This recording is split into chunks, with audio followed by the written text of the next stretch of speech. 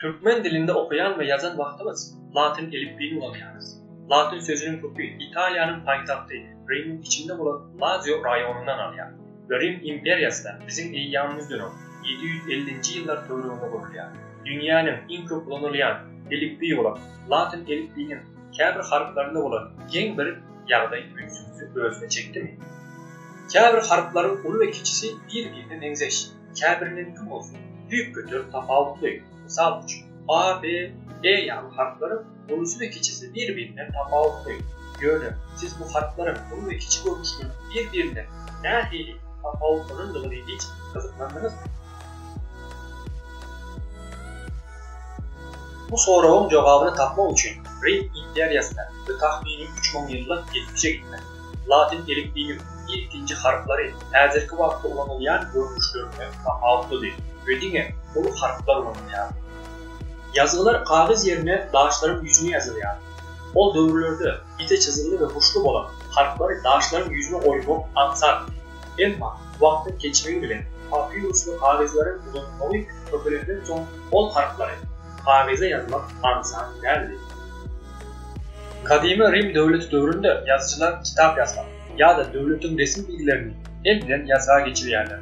Onların bir kitap yazıp fotoğrafımızı bir neçe yıl alıyordu. Onların yazığa geçiren kağıtlarının bakısı öğren kılmak ve onları tapmak öğren kıyımdı. Şunun için onlar yazan vakti seve saplık bile hiç yanlışmadan yazmalı oluyorlar. O dövrlerde yazmak öğren kıyım işlerin biriydi. Rim devletinde kullanılan Latin elifbi o dövrlerde yine ulu harflerden ibaretti. Ama vaktin geçmeyi bile yazmanı ansatlaştırmak için ulu harfler küçülmeye başladı. Şunun bile harflerin ulu ve küçük görünüşleri görüldü ve ulu harfler yine mühim resmi yazılar yazmak için kullanılmaya başladı.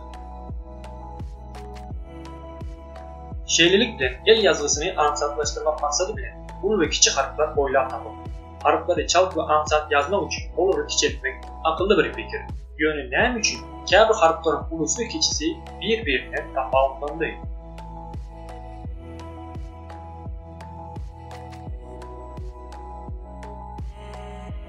Rim İmperyası vaktin geçine bilen çok yurtları basıladı ve bir neçe milleti özüne boyun eğdi. Bu sebeple medeniyetini ve dinine başka medeniyetlerin tesiri olmaya başladı. Grek ve Kiril elifbiyi yani dillerin harfleri Latin elifbiyine geçmeye başladı. A, B, Z, Y yağlı harfler Grek elifbiyinden alınıp Latin elifbiyine koşuldu. Bu ütkeşikliklerin olmağı bile Rim İmperyası'ndaki yazarlar harfleri ayırarak yazmak yerine kalemi kağıttan hiç ayırmadan koşuk bir yerdaydı yazmaya başladılar. Ve bu el yazması adı verilen yazı stili görüldü.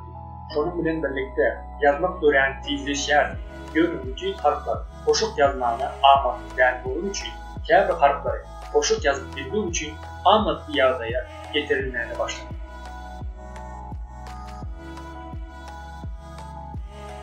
Misal için A harfini yazmak için kalem 3 gözü kağıttan ayırmalı ve 3 tane ön çizim çizmeli oluyordu.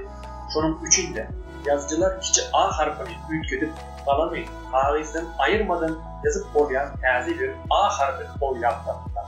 Şeylikte vaktin geçimi bile dillerin ütleşi yani harfler hem ütkedi.